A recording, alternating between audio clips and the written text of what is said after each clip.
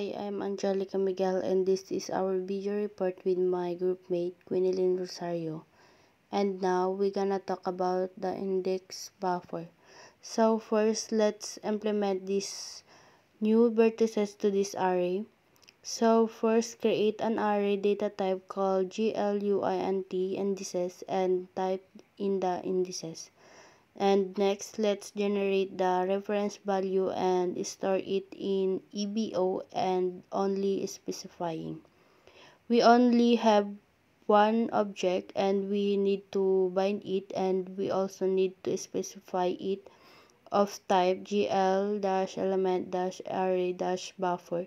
And now we link it to our indexized array, and in order to keep these things clean, we need to delete it in the end of our main function by adding.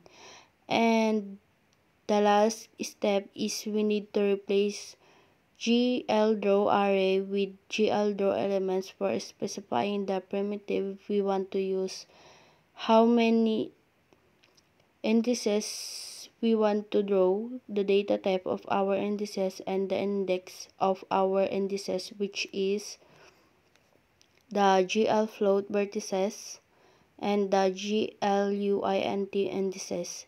So we have the 0, 3, 5, the 3, 2, 4, and the last is 5, 4, 1. And next, GL generate buffer and GL